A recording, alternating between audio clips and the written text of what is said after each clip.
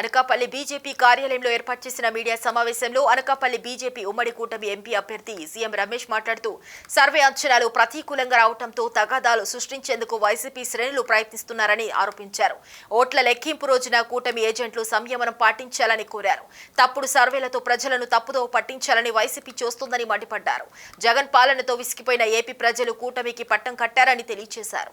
ఒక ఆత్మ సాక్షి అనే అతను సాక్షి అని నేను ఎప్పుడూ అబ్జెక్ట్ చేశాను. అతనికి ఏమాత్రం క్రెడిబిలిటీ లేదు.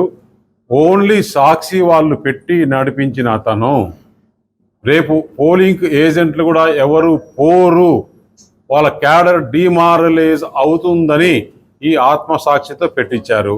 ఇంకొకటి ఆరా అనే సంస్థ కూడా ఇచ్చారు.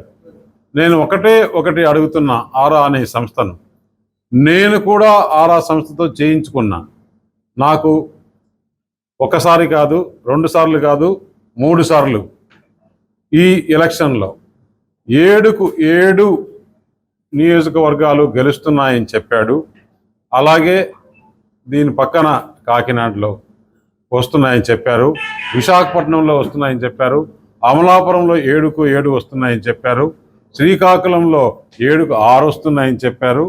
నేను ఒకటి అడుగుతున్న ఆ సంస్థని,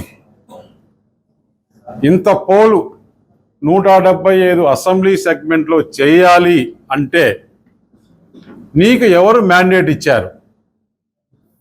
175 అసెంబ్లీ నియోజకవర్గాలు, 25 పార్లమెంట్లు చేయాలి అంటే దాదాపు 8 నుంచి 10 కోట్లు ఖర్చు అవుతుంది. ఈ ఆరా సంస్థకు ఎవరు డబ్బులు ఇచ్చి చేయించారో అది చెప్పలేదు. అలాగే కొంతమంది మంత్రులు ఓడిపోతున్నారని, 90% ఆఫ్ ది మినిస్టర్స్ ఓడిపోతున్నారని చెప్పాడు. అది నిజమే అనుకుందాం. దాంట్లో అతను చాలా తెలివిగా, టెక్నికల్గా కొంతమంది మంత్రులు అతి స్వల్ప తేడాతో గెలుస్తున్నారు అని చెప్పాడు.